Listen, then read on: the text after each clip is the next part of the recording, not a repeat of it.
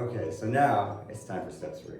It's time to pick an agent, but I'm going to actually come at you with 3 questions that you're probably thinking. 1, in today's technologically advanced age, when I can look at anything on the internet I want to, why do I need an agent?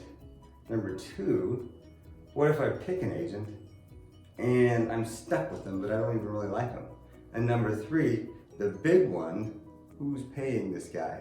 All right, so let's break those down. Number 1, why do I need an agent? In Texas, the way that the law is written, all agents everywhere represent the home's seller until there is an agreement written between a buyer and the buyer's agent. That right there binds them together and makes it so that you have an agent arguing for you, arguing to get you what you need, which goes back to what step 1 was, the things you want. Number 2, what if you have an agent you don't really like?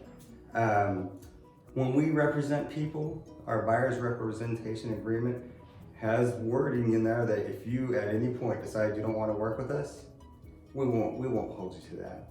It's not that we're not trying to lock people into a contract. We're trying to create protection for both you and for ourselves to make sure that as we're going through this legal process of acquiring a very large purchase, that you're represented, your interests are taken care of, and you're happy. That's very important.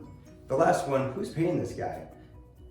When the seller lists his home with the selling agent, part of the process is they're going to actually set out what the commission is that's paid to the selling agent and the buying agent. So the buying agent, myself, is actually paid for by the other guy. So my services are free to you and a cost to the person selling the home. So really, we're on your side, we're a great service, and we're going to take care of you, and it's at no cost to you. So the next step is we're gonna need to get on the phone and start talking through the process. So give us a call, and then we'll talk to you on step 4.